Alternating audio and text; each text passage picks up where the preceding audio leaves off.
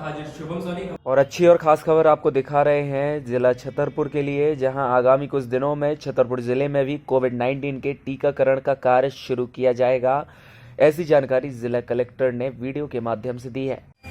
जैसा कि आपको विदित है कि कुछ दिनों में, आगामी आने वाले दिनों में कोविड-19 का वैक्सीनेशन का काम प्रारंभ मध्य प्रदेश शासन स्वास्थ्य विभाग के निर्देशानुसार किया जाना है।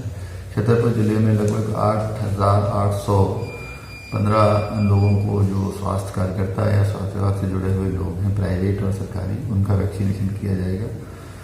उसके बाद फिर जो फ्रंटलाइन वर्कर्स हैं, जिसमें आर्मी, मिलिट्री, पुलिस, रेवेन्यू और जो अदर डिपार्टमेंट्स के लोग हैं जो इसमें शामिल हैं फ्रंटलाइन वर्कर के रूप में, उनका फिर उसके बाद थर्ड फेज में जो 50+ के जो लोग हैं और जो कोमॉर्बिडिटी वाले लोग हैं, 50 से कम वाले हैं, उनका वैक्सीनेशन का काम किया जाएगा। परंतु पहले फेज में जो लगभग 5 से 6 दिन तक चलेगा, उसमें स्वास्थ्य कार्यकर्ता या स्वास्थ्य विभाग से जुड़े हुए लोग, जिसमें महिला बाल विकास के लोग भी हैं, उनके वैक्सीनेशन का काम किया जाएगा।